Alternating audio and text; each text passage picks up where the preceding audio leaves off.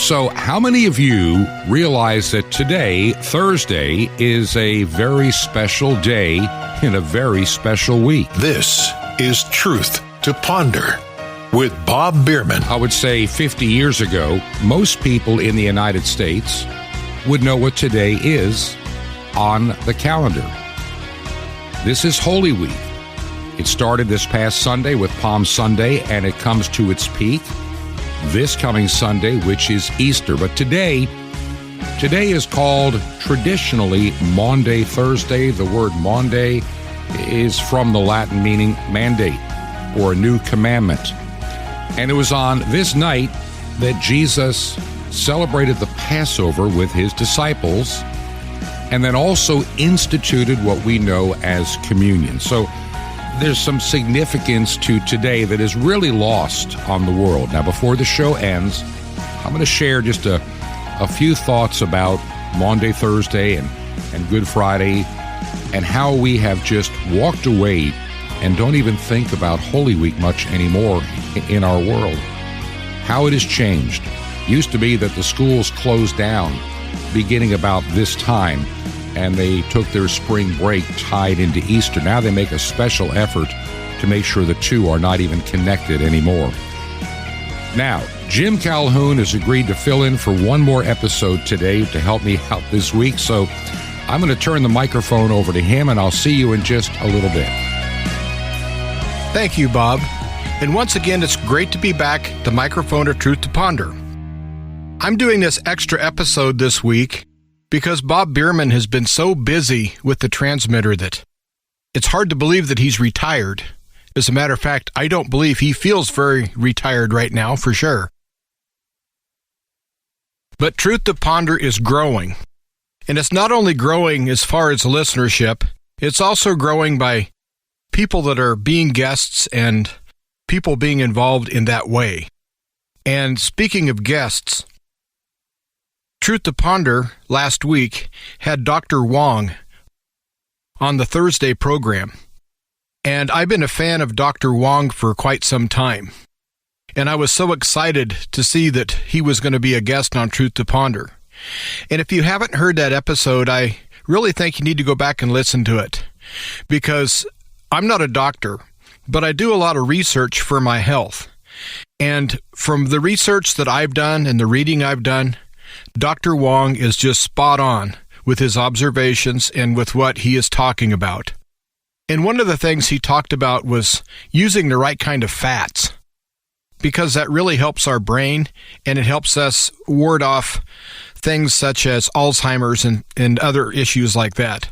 And so I really think that you should go back and listen to that episode and really hear what he has to say. And hopefully we'll be hearing more from Dr. Wong in days to come. But Bob has been putting in such long hours, and he's been away from home for quite some time as he finishes up this transmitter. And a lot of people wonder, well, what's taken so long? Well, it's a huge project. These transmitters are very intricate, they're very large, and this happens to be an older unit. It's used, and it had a few issues, and also it has to be tuned up right and be just perfect before it goes out on the air, because you don't want to put something up prematurely and have problems. And so Bob is making it as close to brand new as he possibly can.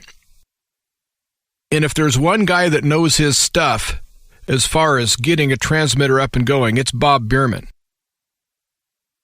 And so everyone's patience is going to be very well rewarded by the absolute beautiful performance that this transmitter is going to give. And I'm very excited to be back on Truth to Ponder for a second time this week, because I decided that I would like to incorporate a little bit of my show, the Living Off-Grid Power and Information Show, in this episode of Truth to Ponder. Because I want to talk about inflation, and I want to hit some rubber meets the road issues, because we're all feeling the pinch. At least I know I am. And everyone that I've talked to is feeling the pinch. Now, we can act like it's going to be temporary, and we can act like it's not bothering us. I see people out there driving 90 miles an hour, and Jackrabbit starts, and Jackrabbit stops, and everything they say that wastes fuel I see lots of people doing that. And apparently they think the cost of fuel is cheap, and so they're out there trying to burn up as much of it as they can. And if you're one of those people, I don't think I'm going to be able to reach you today, because we need to be really real about what's happening. And what's happening is we're seeing a systematic takedown of our economy. And you add to that the absolute horrid leadership coming out of Washington. And illegitimate Joe is a senile old man, and any executive order that he signs should be nullified. The man's absolutely incompetent. But I think that he's got handlers in the background. And I think these handlers would like to see the United States go for a big fall. I think they're really after us, folks. I really do. And we have to do what we can to fight this. Now, when I say fight this, I'm not meaning a physical fight. I'm meaning fight it by using the right strategy to get around their roadblocks that they're putting up. And I'm not talking about speed bumps, I'm talking about roadblocks. And one of the roadblocks that I hear that's coming down the pike, and I've been doing a little studying on it, and it still doesn't seem like it could be possible. They're going to have limits on how much grain they're going to haul by trains, or they're going to just eliminate it altogether. I've heard both. I've seen documents that it doesn't look good, so I don't know exactly what's going on there, but I know there's lots of small railroads through the center of the United States that's their only freight, is harvest season. Harvest season, they have trains running every day, and then after harvest season, they dwindle down to where sometimes there's only one train a week or one train a month go down some of these tracks. But during harvest, they're really busy. And the farmers really count on selling their grain to these grain elevators, and every one of the grain elevators is along a railroad track for transportation. But I think that whoever is in charge is deliberately trying to cause inflation, deliberately trying to cause hardship, and trying to sink our economy. I don't think there's any sane, rational person that would really agree with what illegitimate Joe and his handlers are doing with anything. We're almost in World War III for no reason. There's food shortages for no reason. And now they've reestablished the mandate that you have to get the COVID jab, the death shot, if you're a federal employee. Now, why would a judge reverse that and put that executive order that's months old back on the table and make it to where these people are going to lose their job if they don't get the death jab? So I think that it's the perfect storm. And I really do believe that these people are trying their best to sink our economy. And they might be able to sink our economy, and if they do that, they're going to sink each and every one of us right along with them. But there are things that we can do, and that's what I want to have this show about, is examining some of the ways that we can lessen the stress that we have on our pocketbook right now. Some of the things that I'm going to talk about are common sense and straightforward and simple, and a lot of you folks already know this. But I think it's always good to reinforce your belief system if you hear somebody telling you to do something that you're already planning on doing. That will help you know that you're doing the right thing. And if some of my suggestions are new to you and you haven't thought of them, well, then I'm really doing you a service. And I only have one reason for broadcasting, not only my show, but also as a guest host on Truth to Ponder. I simply want to help.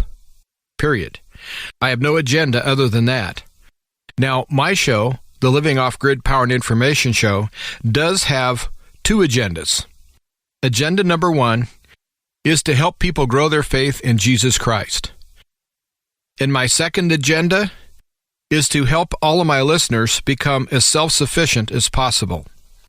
And so that's where I'm going to be heading this show today, is faith in God, self-sufficiency, and also combating this inflation. Now, the first thing that you can do to combat this inflation, and it'll also help you be more self-sufficient, is to look at everything that you're doing.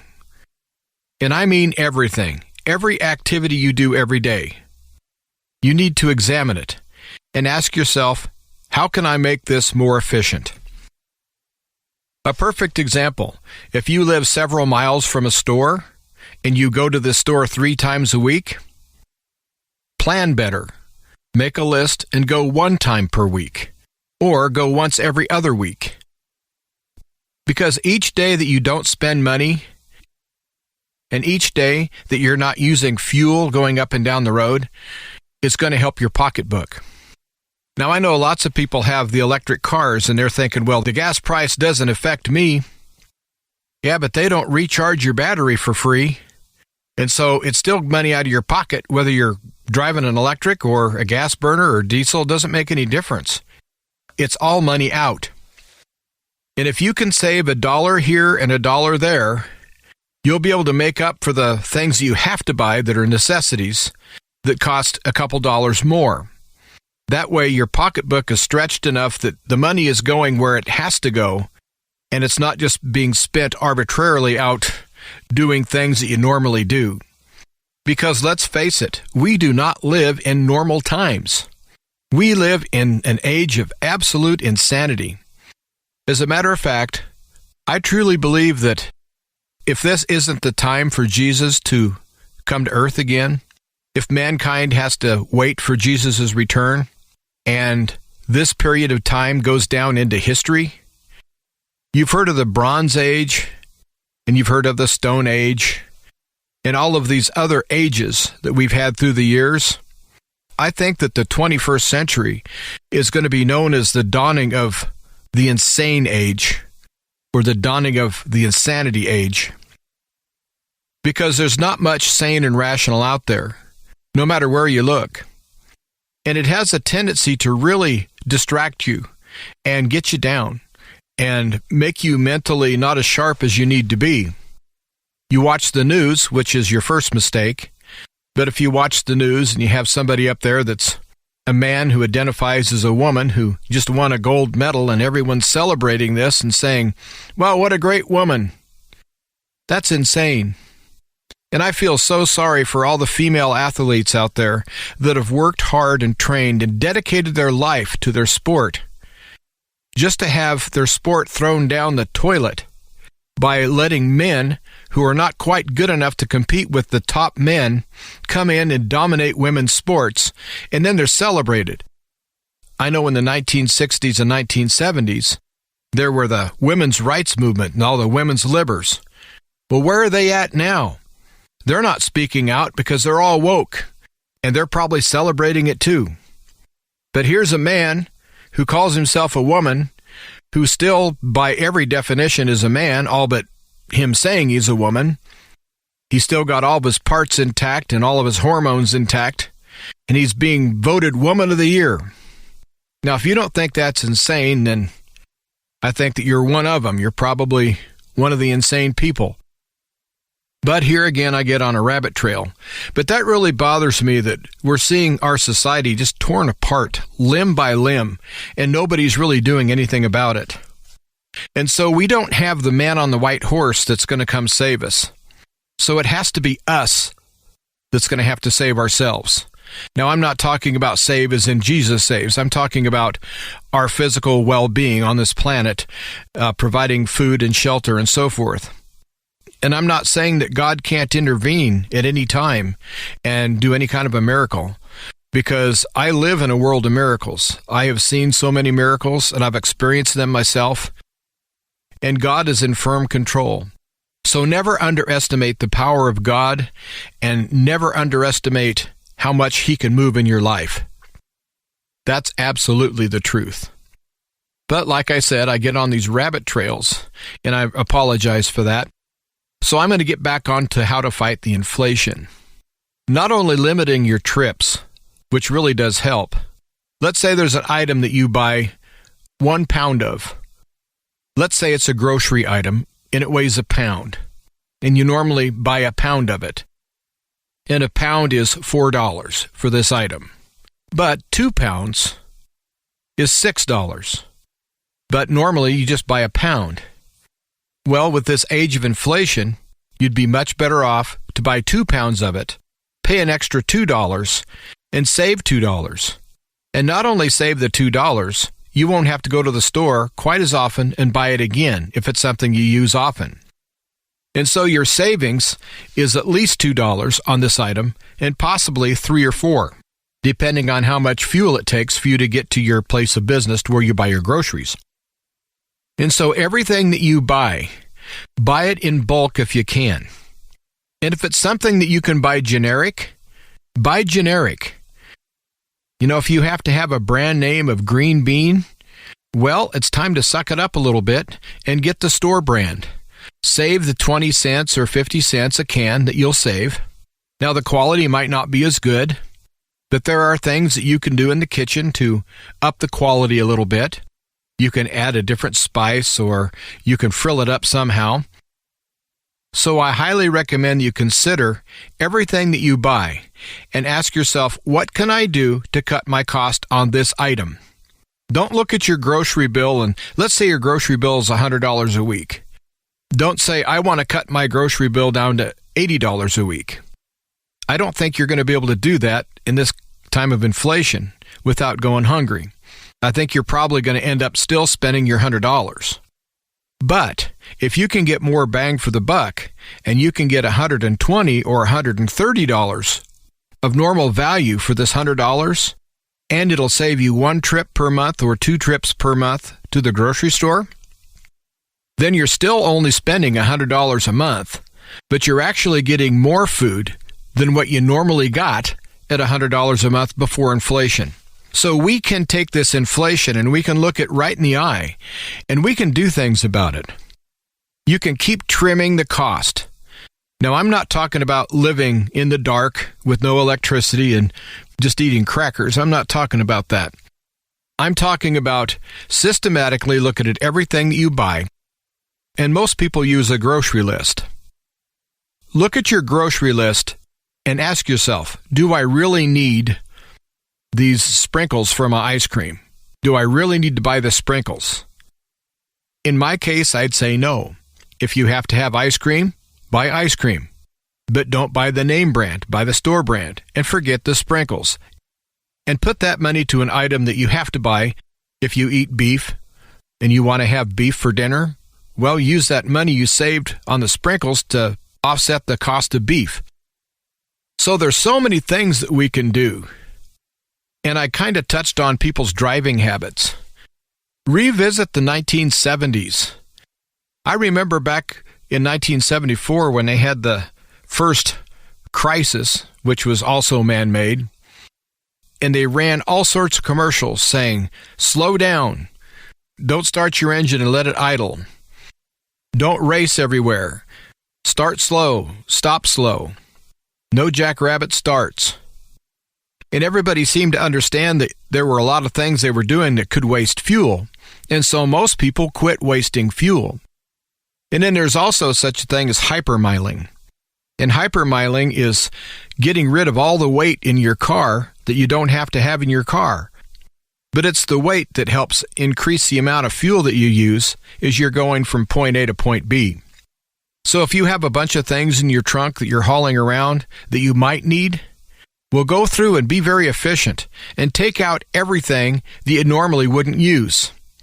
Now, I know in my case, I'd take out the wrong thing and I'd probably need it. But still, the savings are going to offset maybe a little inconvenience down the road. Now, a good example is if you have a huge toolbox in the trunk of your car and you hardly ever use it, and when you do use it, you only use 3 or 4 wrenches out of it. Well, get a real small toolbox and take your 3 or 4 wrenches that you normally would use and put those in there and take the big heavy toolbox out. Everything that you can do to take a pound or 2 off of your car is going to help your gas mileage immensely. And so don't haul anything that's unnecessary. And if you have a pickup truck, this is proven. Do not put your tailgate down. Because if you put your tailgate down, you're actually adding drag to the pickup. Now, this has been scientifically proven, and I think I can explain it to you how you can understand how this works. When your pickup box is supposedly empty, it isn't. It's full of air, which doesn't weigh anything, but air does have resistance. All you have to do is roll down the window of your car and put your hand out, and you feel the resistance of the wind on your hand. And lots of people think that tailgate causes a resistance. Well, it does, but just for a little bit, just for like a second. And what happens is the air goes over your cab of your pickup. It comes down to the bottom of your box, hits your tailgate. And when it does that, the tailgate shoots the air straight up, and it rolls it back around. So if you have your tailgate up, it's like having an invisible topper in your pickup truck, because the new air that comes over the top will meet the air that's in the box that's being rolled back. It'll simply go over the top of that air that's being rolled back. Whereas if your tailgate is down, as it comes over the top of your pickup, it puts some pressure on the backside of your box, and it causes some resistance. You may not think that is true, but it has been scientifically proven. So if you want to save a little bit on fuel, don't put your tailgate down. Leave it up. I want to finish up on what I want to say about food in the first half of this episode. I really think you need to get into foraging if you can. Right now, it's dandelion season in almost every part of the United States. If not, it's going to be really soon. And dandelions are proven to be one of nature's superfoods. It seems to be a cancer fighter, and it's just chock full of all sorts of nutrients. You can do almost anything with the dandelion, and you can eat almost every part of it except the dry seeds and the stem. Even the flowers are edible. As a matter of fact, lots of people take the flowers, they batter them like an onion ring, and they deep fat fry dandelion flowers. And actually, I've done that. That's delicious that way. But harvest the root, and you can use that. You can boil those, and you can chop them up and use them like carrots. And the leaves are extremely great in salads.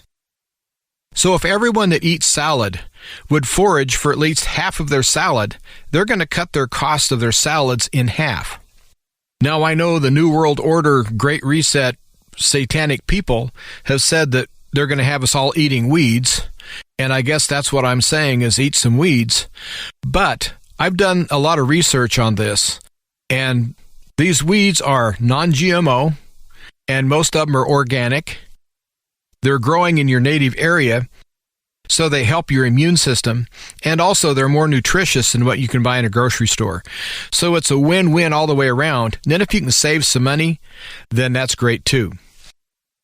I'm starting to run a little short on time, and so what I'm going to do is I'm going to pick up on the second half of the show, and I'm going to start up where I left off, and I got a couple more things to say about food. And then I'm going to talk about other ways to fight this inflation and help your pocketbook. I really appreciate you tuning in to Truth to Ponder, and I'm going to be right back right after this. I want to thank you, Jim, so much for helping me out today on this Maundy Thursday. And Jim, you're right. We need to be more prepared. We need to be more self-sustaining. So many of us get used to what I call the very tight supply chain. In other words, we're used to being able to go to the store and get anything we want. And prior to the pandemic, that was pretty much true. You could go to your local grocery store, go to your local Walmart, and pretty much anything you wanted was always there. But with interruptions in the supply chain, and some of it, I think, manufactured interruptions, causes shortages. And these shortages cause aggravation. People get panicky and they overbuy, and they make the problem worse. In addition, we have, I think, forces that are working in this world that want to have nothing but chaos, because there are those governments, people in government, and organizations that want to have control over every facet of your life. The idea of a digital currency, so we know where you're spending your money, because really it's not yours. We let you have what you need, and if you don't spend it the way we think you should, you won't have any. This is the dysfunctional world we're heading toward at a rapid pace. I see it every day as I read the news. And so That's why this program is on the air. That's why we do Truth to Ponder.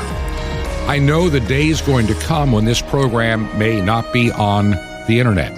It may disappear in a lot of places over time. I was reading an article about some pro-life group. They couldn't even get advertising on Facebook. In other words, the tech tyrants are shutting and closing doors, and governments are calling things like being anti-abortion hate speech. Now, if you believe in our work and our ministry here, would you consider helping us out financially? You can do that by writing a check payable to Ancient Word Radio. That's Ancient Word Radio. And mail it to Truth to Ponder, 5753 Highway 85 North, number 3248. 5753 Highway 85 North, number 3248. Crestview is the city. Crestview, Florida. That's one word, Crestview, Florida.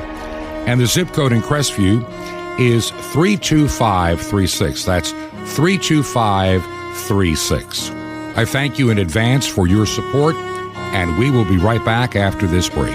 Stay tuned. This is Truth to Ponder with Bob Biermann. Many convincing proofs. Shalom Aleichem. This is the nice Jewish boy, Jonathan Kahn, your Jewish connection, bringing you the riches of your Jewish roots in Jesus. Now get your pen out as fast as you can so you don't miss out on receiving a special free gift you're going to get and love in a moment.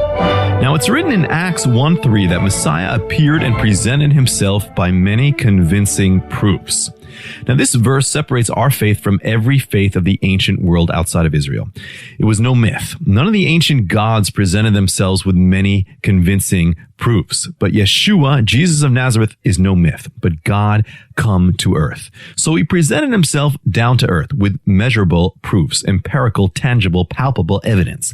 He appeared. But the problem is, too many of us are like the pagans of the ancient world. We live our New Testament faith as if it were a myth. A nice thing to believe in, nice thing to hold to, but something that really doesn't touch and transform our everyday life. But that's not Messiah or his resurrection. The resurrection was presented with many convincing, touchable proofs. And so if you follow the resurrection, you have to present it the same way. You have to demonstrate it in a very touchable and practical way. Not just once, but with consistency, with many convincing proofs. Show them the power of victory in your life, my friend. The power of overcoming, the power of joy over sorrow, and the power of love over judgment, forgiveness, and life over death. The power of total change. Show them. They want to see it. They want it demonstrated. Show them the tomb is empty. You show them the stone is rolled away in your life, and show them that God's love has conquered all death and darkness in your own life, and show them with many convincing proofs. Want more? Ask for the sequel. Now imagine being plugged into a special line that lets you in on future events, news behind the news, biblical prophecy, updates on Israel, and many convincing proofs. And what you need to know as an end-time believer, plus teachings and strength for every day of your week, and the incredible, the mystery of the temple door. You'll love it. All free. How do you get all these free gifts? Easy. Just remember Jesus' Hebrew name Yeshua and dial it. That's it. Just dial 1-800-YESHUA-1. Call now. 1-800-YESHUA-1. Now I invite you to join with me in reaching the unreached peoples of the world in the most incredible way, from Moscow to Madagascar, even Jerusalem. Just call now. 1-800-YESHUA-1. That's YESHUA-1. Or write me direct. The Nice Jewish Boy, Box 1111, Lodi, New Jersey. The zip is 07644. It's a Nice Jewish Boy. It's Box 1111, Lodi, Lodi, New Jersey, 07644. Until next time, this is Jonathan Kahn saying Shalom Aleichem. Peace be to you, my friend, in Messiah HaEmet, the truth.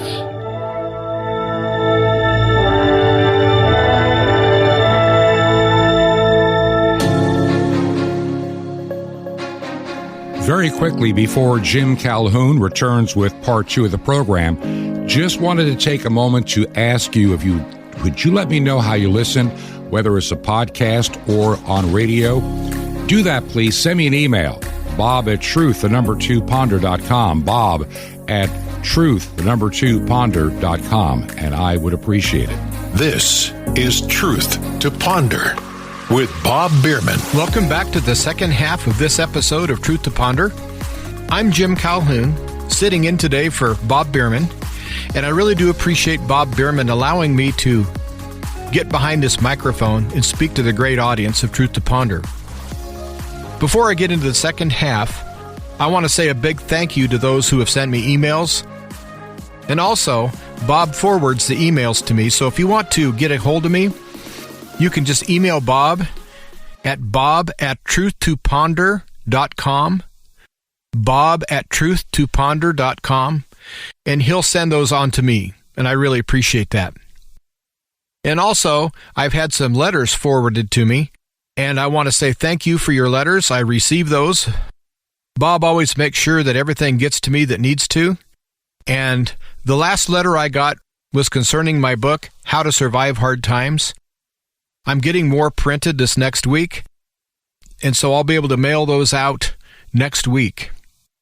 And I understand there's lots of people that listen to Truth to Ponder that do not have computers. They're listening on shortwave only. And I really appreciate all the folks listening on shortwave. And if you want to have a copy of my book, just write to Bob, and I will give you the address at the end of this program of how to write to Bob, and have him forward the letter to me, and that way I can get your name and address and get a book out to you. Because I really feel the information in my book is more relevant today than when I wrote it. And I have to admit, when I was writing the book, I thought I was being very extreme. I would just write what God put on my heart, and then I'd go back and proofread it and spell check it and everything, and I'd go, wow, that's pretty heavy. This book has a lot of doomsday in it. Well, since I've written the book, it seems like that we have a lot of doomsday that's come up in the world as far as with the possibility of World War III and all of this inflation and all of this man-made supply shortage. And so I'd love to get a book out to you. And if you have a computer, I'll send the book to you by PDF in an email. So simply email Bob at bob@truthtoponder.com. Tell him you want a copy of my book, and I'll get one right out to you. Now back to saving some money with your groceries. One thing that Dr. Wong was talking about on last Thursday's Truth to Ponder, which was just spot on, was we need to have the right fats to keep our brain healthy. And animal fats are what we're designed to process in our bodies. We're not designed to process Crisco or vegetable oil. We're designed to process animal fats. That's what our body was designed to do. I could do a whole show on all of these fats, how they say they're bad for you when they're actually good for you. But I really need you to go back and listen to last Thursday's program and listen to Dr. Wong, and you'll get it right from a doctor. And again, he's dead on with what he's saying. So I'm going to address some animal fats here. My grocery store, they cut their own meat, and they trim the fat, and they put the fat in freezers, and I go buy the fat for $1 a pound. I take it home, I cut it into approximately 1/2 inch cubes, and then I put it in a cast iron skillet, and I put in 1 cup of water, and the water keeps the fat from sticking to the bottom of your pan, and then over medium heat, it takes about an hour, I render that fat, and when the fat is golden brown and crispy, I take that out, I season it with salt or pepper, or onion powder, or whatever I want to season it with. And then I have what's called cracklings. And they're a wonderful snack. They're kind of rich, but they're a good snack. And I put those away. And what I'm left with is pure lard. Now, I know that the last 50 or 60 years, we've been told lard is bad for you. Well, I'm with Dr. Wong. Lard is not bad for you because it's animal fat. And the type of cholesterol that is involved here is not the type of cholesterol that's going to harm you. Now, the medical profession will say that it is, but it seems like they've been misleading us because the animal fats indeed do not harm us like they say.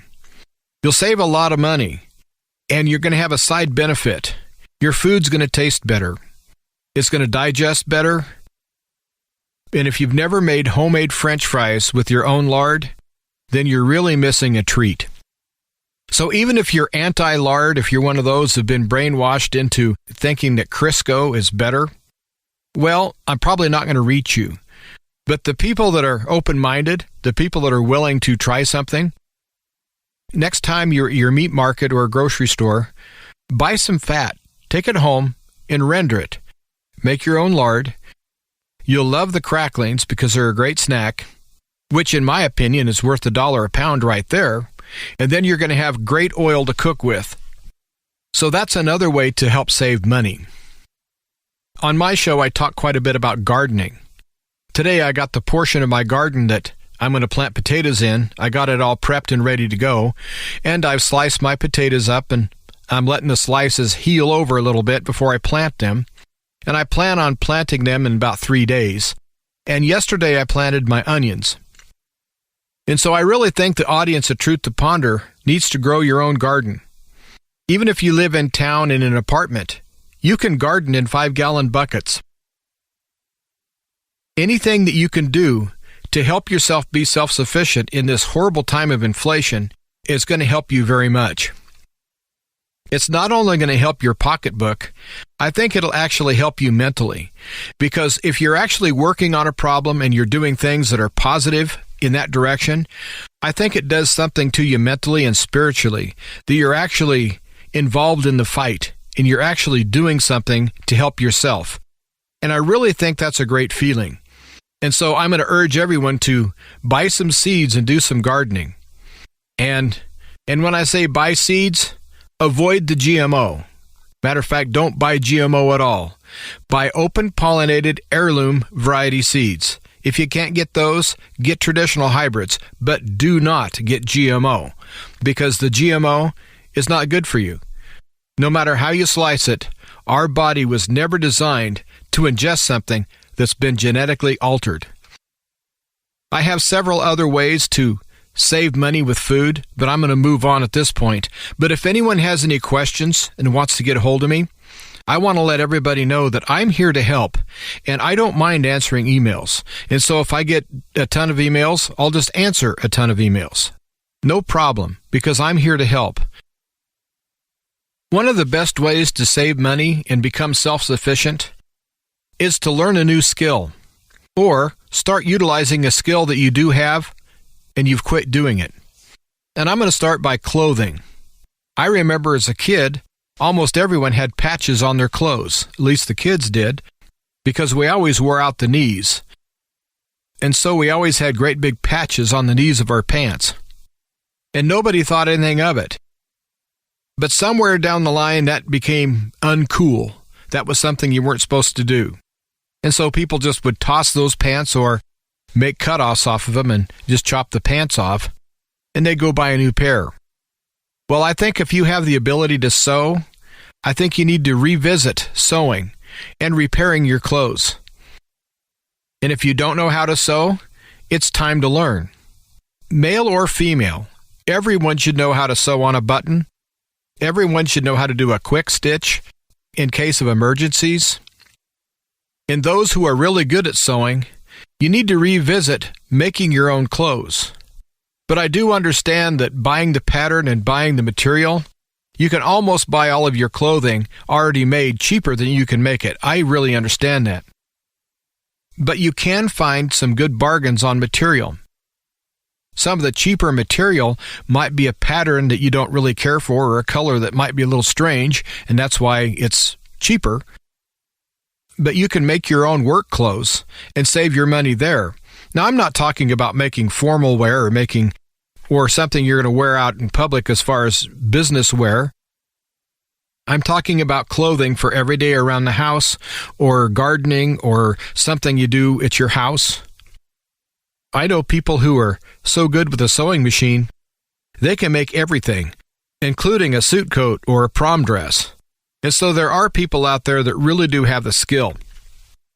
But the main way to save the money as far as with sewing is repairing your clothes. Learn how to install a zipper, because lots of times we throw away something because the zipper fails. Learn how to set snaps on a shirt. Simple things like that. Because we almost have to think the Great Depression followed by World War II. You do realize that when the stock market crashed in 1929, things didn't start recovering real well till about 1935, 1936. And still, things didn't recover. It only recovered after the war started and the economy started booming, especially after the war. That's when we really came out of the Depression. But you have to realize that people that had shoes in 1929 were likely wearing the same pair of shoes in 1933. And if they lasted long enough, they'd be wearing the same pair of shoes in 1935 or 1937. And back in the day, people could repair their shoes. At least you had cobblers that would repair them. You had people that could resole the shoes or repair the uppers. But those days are gone because shoes like that really don't exist. And there's very few people that repair shoes because there's no money in it because people throw their shoes away. So I don't know how to save money with shoes other than go to Goodwill or second-hand stores to buy your shoes. But I brought the shoes up as an example of something that has to last the duration. Lots of people that bought a new car in 1929, they had to have that car last through the end of World War II because you couldn't buy any cars from 1941 to 1945, and lots of people didn't have enough money to replace their car. And so right after World War II, you had lots of people replacing their 1928 and 1929 model cars. On everything you do, try to stretch everything. If you have a car and you drive it a bunch, make sure that you check the oil and you change the oil often. Make sure that you do all the maintenance that you need to do to make this car last as long as possible. And you need to do that with everything in your house. Refrigerators, chairs, dishes, it doesn't make any difference. If you're using laundry soap that's real hard on your clothes, and you can tell that by how much lint you have in the dryer as you dry your clothes, if your lint trap is constantly getting clogged, you're possibly using a soap that's way too hard on your clothes and it's helping microscopically kind of tear it apart. So you need to use detergent that's real easy on your clothes. And as far as containers go, you're going to have to become like your grandparents or your great-grandparents. Keep the containers. If you buy a plastic jar of mayonnaise, when you get done with the mayonnaise, wash the jar out and you'll have a quart-sized jar and save it for something else. Everybody used to do that. But it seems like right now we live in such a society that just throw everything away. Now, I'm not saying to be a pack rat and keep everything, but anything that can possibly be repurposed and recycled right there in your house, you don't have to recycle it by going out and putting it in your trash bin, your recycle bin, and have them haul it away. And I'm going to use this mayonnaise jar again. That's the best form of recycling, is just reusing. And lots of people will go out and buy some Rubbermaid or Tupperware or something because they need containers. These food containers that you save are not near as nice, but they work just as well, and so you need to start saving things like that. And the price of electricity is going to skyrocket. It's already going up, as well as propane and everything else. And so reevaluate how you use your electricity. You might want to lower the settings on your central air units. You might want to lower the setting on your refrigerator. You might shut that yard light off that you run 24 hours a day. Just shut it off. If you have a light in your backyard and you hardly ever use it, you're not scared of any thieves coming in your backyard, why have this light on all night long? It's costing you money. Now, maybe not very much money to run a light, but it all adds up. But if you have a light that you have to leave on, get one of these new LED bulbs and get rid of the old school 100-watt bulb. It's unbelievable how much money you'll save with these new LED bulbs. And a word of caution, though, with the LED bulbs, if you go to a big box store and buy their cheapest LED bulbs, even though they say they will last like 5 years or 10 years, they're only going to last about a month. Then they're going to start flickering and flashing on you. Then you have to throw them away and get a new one. Because nobody seems to honor their 5-year, 10-year guarantee on the light bulbs. Because there's always a clause in there about misuse. And it seemed like when I went in to try to replace some bulbs, they thought that I had misused them somehow and tried to put too much power through the socket. And so it's better to buy a brand name, and you might have to pay an extra $3 or $4 for your light bulb, because I know they're expensive. But the positive side of this is the money that you're going to save is astronomical throughout the lifetime of the bulb. But with these LED bulbs, you do get what you pay for. A way to save some money with pet food, if you feed your pets dry food, is to take 1 cup of your dry food and put it into a bowl or a jar and add 2 cups of water. So you have 1/3 dry food and 2/3 water. You know how 1 cup of dry rice will make 3 cups of rice that's cooked, and also 1 cup of dry beans will make 3 cups of prepared beans? Well, the same principle here. You're not going to cut your cost by 2/3, but you will cut it by either 1/3 or 1/2, because you're going to increase the volume of that feed. Now, it'll have the same amount of nutrients and the same amount of organic material, but that organic material is going to be easier for the pet to access it with their stomach and utilize the vitamins and all the nutrition that's in the food, because their body doesn't have to break it down. It's like the fact that if you take a liquid vitamin, it's much better than taking a vitamin pill. It's the same logic. And plus, animals like the soft food better. And you're going to need to let it soak for 2 or 3 days. So I use 3 different containers and I just rotate them out as they get ready. And I find that I'm saving quite a bit of money, and my animals are actually happier.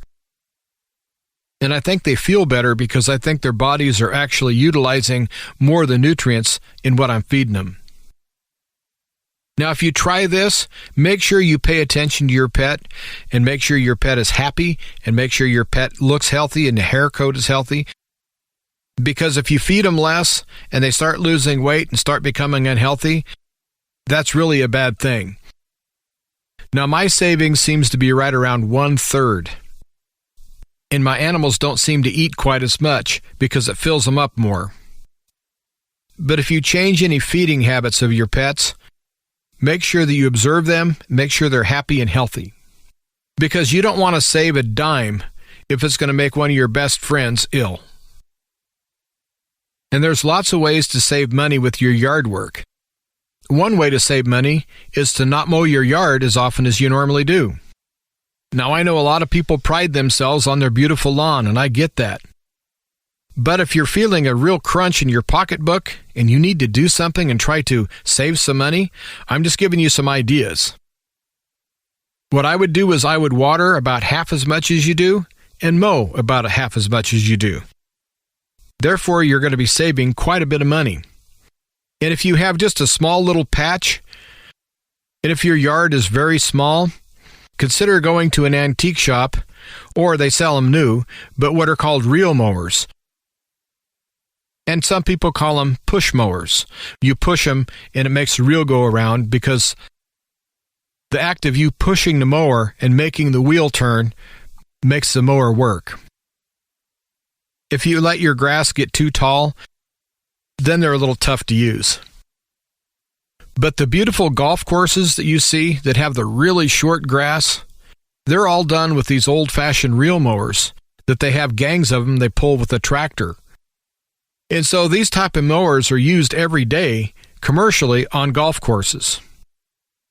But if you have medical issues, such as if you have trouble breathing or have a heart condition, I definitely would not use one of these push-type mowers, because they really do exert you when you use them. But on the other hand, if you're healthy and you want to get in really good shape, that's one way to do it. If you had a pretty large yard, you could cancel your membership to the gym and just use one of these push mowers and probably get a better workout than a gym would ever give you. And you'd be saving the money there too. But I think probably the ultimate thing that you can do right now to try to help combat this inflation is to stay healthy. If you're overweight, make sure you pull those pounds off. If you're underweight, Put the pounds on. Go out and do some walking. Walking is good for you. Get some fresh air, get some sun. And I find that a daily walk really clears my head and gets me ready for the day. And if you're not in very good health, well, just walk around the yard once. And then the next week, walk around the yard twice. And maybe within a month, you can walk around the block. Just do it all in baby steps and increase it. Don't go out and try to run a mile if you haven't ran for a long time, because all it's going to do is wear you out and get you so sore that you're never going to want to do it again. So start slow. You know that Rome wasn't built in a day, and your health isn't going to come back in a day. So just work on it. And every day, just make the correct choices to make you healthier other than unhealthier. Because let's face it, more than anything else, it's our life choices that make us unhealthy in the first place. And so correct life choices will help regain our health. Unfortunately, it takes longer to regain your health than it does to lose it. But you're going to have to commit yourself to that. And you're going to find that when you become healthier, that mentally you're going to be sharper. And you'll come up with ideas that are specific to your situation, to where you can save all sorts of money and help combat this inflation. I have more things that I could recommend, but these are the things that I think that you need to start with anyway. And again, you can get a hold of me with an email at bob@truthtoponder.com. And I know that Bob would appreciate you getting hold of him too. And again, his email address is bob@truthtoponder.com. I really hope that you get something from my episodes when I host Truth to Ponder, because I truly do want to help. And if you would like to help Bob Biermann and help Truth to Ponder, I would ask that you consider donating to this show. And you can donate by check or money order. And you would write the check out to Ancient Word Radio, and you would mail to Ancient Word Radio, 5753 Highway 85 North. That's 5753 Highway 85 North, number 3248. 3248. That's in Clearview, Florida. One word, Clearview, Florida. And the zip code is 32536. 32536. And don't forget to visit Bob's website at truthtoponder.com. And I really appreciate Bob having me guest host again. And I want to wish all the listeners all the best. And so until next time, stay well. Do your research. Find out how to save some money. Stay strong. But most of all, replace fear with faith. And once again, Jim, thank you so much for filling in for me today here on Truth to Ponder. Your efforts do not go unnoticed. It has been a great help on this major project I'll be sharing more about tomorrow and into next week. As I said at the beginning of the program, today is Maundy Thursday. And the word Maundy comes from Latin meaning mandate, new commandment I give unto you. Jesus said, love one another. He is the New Testament fulfilled on the cross. And this is Holy Week. And most of the world no longer cares. It's just a vacation or something along that line. Even many Christians have minimized this. Now, Sunday, the churches will be packed. They always are, with the crowd that comes on Easter and even sometimes on Christmas. But I want you to think about that night that Jesus was betrayed, instituted the Lord's Supper, and then went to the Garden of Gethsemane knowing he was going to be betrayed. And what did he do? He prayed. Listen carefully to the lyrics of this song. Go to dark Gethsemane, ye that feel the tempter's power, your Redeemer's conflict see. Watch with him one bitter hour. from his griefs away. Learn of Jesus Christ to pray. Follow to the judgment hall, view the Lord of life arraigned. Oh, the wormwood and the gall, oh, the pangs his soul sustained. Shun not suffering, shame, or loss. Learn of him to bear the cross.